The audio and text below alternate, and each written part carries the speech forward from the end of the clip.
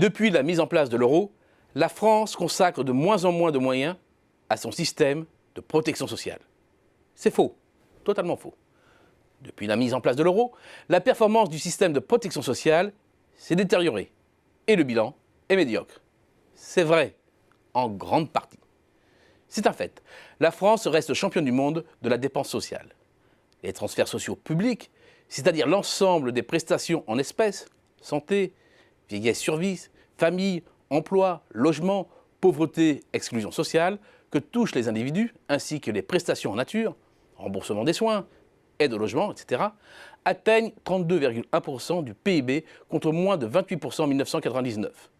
Le bond est spectaculaire. Les dépenses sociales ont progressé de près de 47% en euros constants depuis l'introduction de la monnaie unique contre 25% pour le PIB. C'est près de 2 fois plus. Rapporté au nombre d'habitants, le montant reçu est passé sur la même période en euros constants de 7 773 à 10 310, soit une hausse de 33%. Ces mouvements sont en partie liés aux évolutions de la population française. Le poste vieillissement-survie, qui comprend principalement les versements des pensions de retraite, de base et complémentaires, est ainsi passé de 12% du PIB à près de 15% sous l'impact des départs des classes d'âge nombreuses des baby-boomers et de l'allongement de la durée de vie des retraités.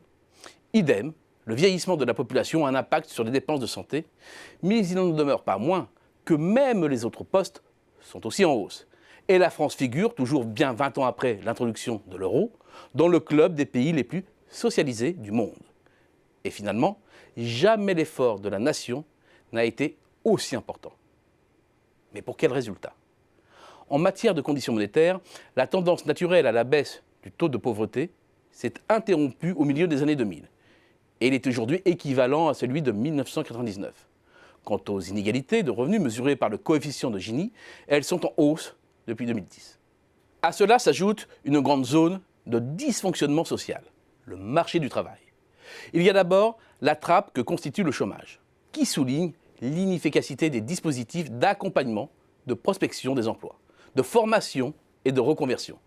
C'est tout cet ensemble qui est en échec en France, où pour des dépenses comparables à celles de l'Europe du Nord, les résultats demeurent très en deçà.